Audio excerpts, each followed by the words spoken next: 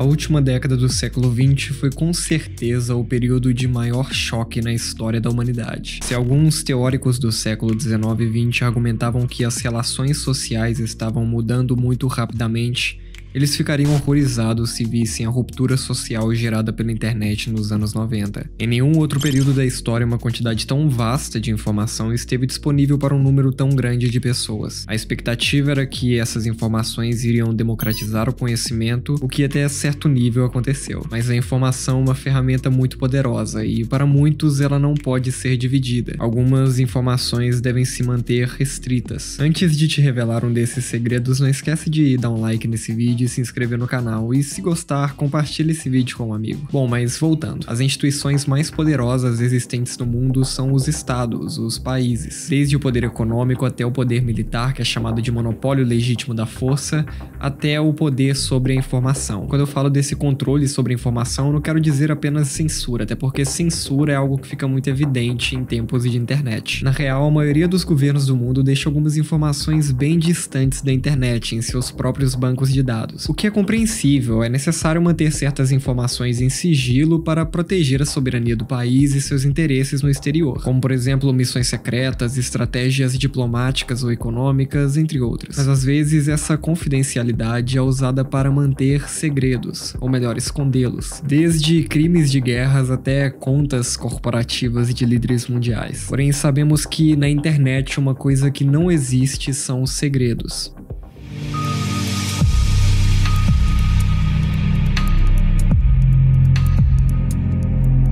Se a internet marcou o fim do século XX, o terrorismo marca a entrada no século XXI. Pautas de segurança nunca foram tão debatidas quanto nos últimos 20 anos. A internet e a tecnologia deu para governos a ferramenta perfeita para realizar algumas políticas de segurança, como a vigilância digital. Vamos pensar aqui, antes do terrorismo, os inimigos de um estado eram muito facilmente definidos e identificados, seja os comunistas, um grupo guerrilheiro, uma minoria ou até outro país. Mas a partir desse momento, o inimigo podia ser qualquer um. Isso fez com que fosse cada vez mais difícil determinar alvos ou identificar situações de perigo, e aconteceram muitos incidentes, como o caso do brasileiro morto em Londres em 2005 após ser confundido com um terrorista. Nesse sentido, muitos países, principalmente aqueles que acumulavam inimigos, como os Estados Unidos e alguns países europeus, se sentiam muito ameaçados. Eles adotaram como método de defesa nacional a vigilância digital, ou seja, foi criado todo um aparato para vigiar pessoas e organizações em todo o mundo, e isso só seria possível com a internet, obviamente. Organizações de inteligência como a CIA poderiam interceptar e-mails e mensagens com palavras-chave na tentativa de encontrar conversas entre terroristas, só que na verdade somente uma em 1 milhão de mensagens interceptadas eram realmente de terroristas. Esse monitoramento era ainda mais intenso em regiões de embate desses países no exterior, como o Oriente Médio. Nessas regiões não se interceptava somente mensagens, mas sim alvos, civis ou militares.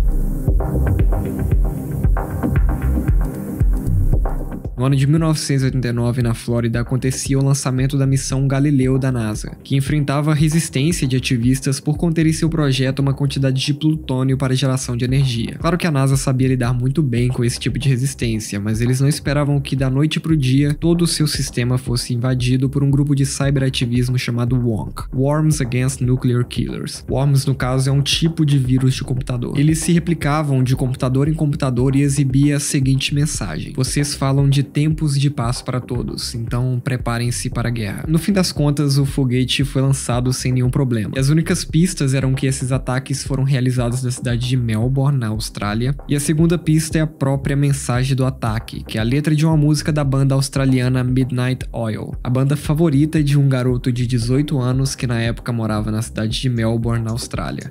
O seu nome é Julian Assange. Nunca existiram provas de que foi Julian Assange que invadiu os computadores da NASA. Essa época da vida de Assange não é muito notória, mas sabemos que ele já era perito com programação e hacking. O nome Julian Assange começa a se tornar conhecido no ano de 2006, quando ele cria o site Wikileaks. A proposta era: se você, cidadão, ter algum acesso a informações sigilosas da alta cúpula de governos, enviem esses documentos para nós que todas as suas informações permanecerão anônimas através da tecnologia proteger Thor, o Cebolão. Então nem o próprio site Wikileaks saberia quem é o seu informante e muito menos a CIA. Bom, mas aí vem um paradoxo. Se esses documentos são secretos, poucas pessoas sabem da existência deles. E essas pessoas com certeza não podem falar sobre eles. Então, como daria certo essa proposta do Wikileaks? Bom, para entender isso, vamos voltar para 2001.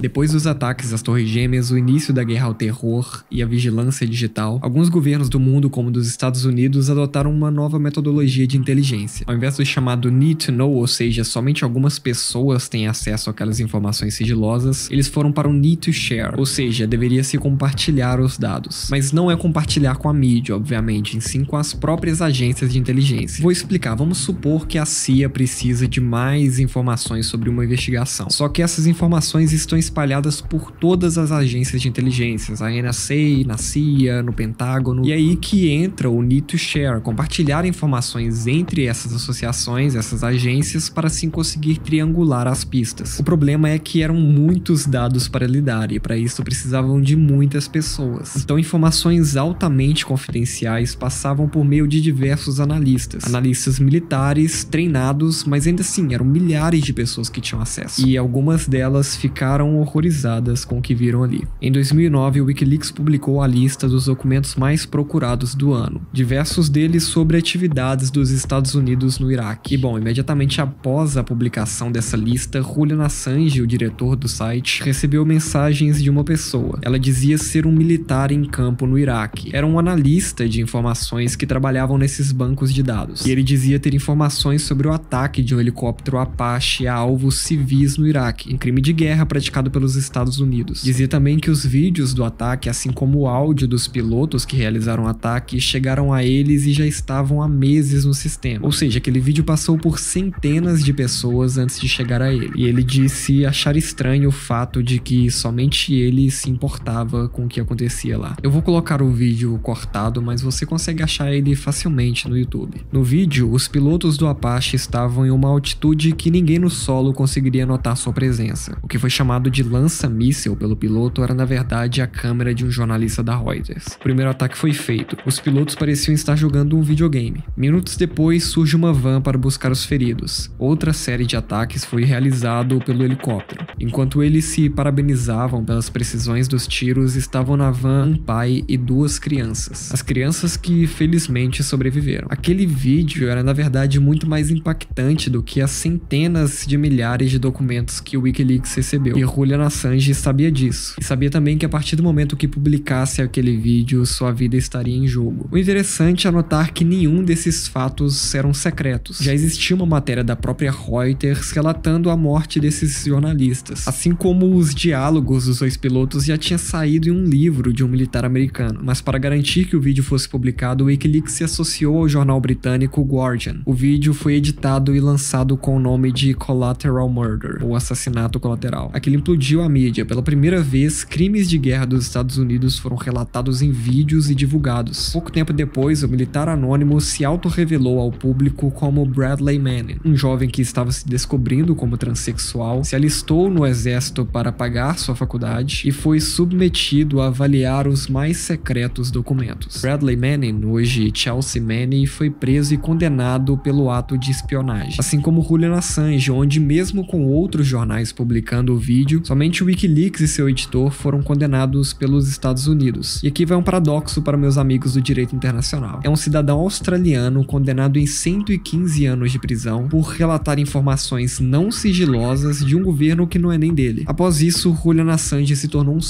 símbolo da transparência, um ladrão de segredos que publicou mais documentos do que qualquer outro ser humano na Terra. Durante anos ele ficou exilado em uma embaixada do Equador em Londres, onde ele até aprendeu a andar de skate, até ter seu exílio revogado e ser preso na prisão de mais alta segurança do Reino Unido, em total isolamento. Para muitos um conspiracionista e para outros um exemplo. O que é certo é que Julian Assange mudou a maneira como a informação existe no mundo digital e mostrou que, nas suas palavras, a coragem é contagiante. Bom, não quero debater aqui se realmente Julian Assange é um símbolo de tal transparência ou se ele é realmente uma pessoa que cometeu crimes. Eu vou deixar na descrição diversos links, documentários e alguns artigos para que assim você possa formar o seu próprio conceito. E novamente, não esquece de dar o apoio ao canal, de compartilhar esse vídeo e até mais.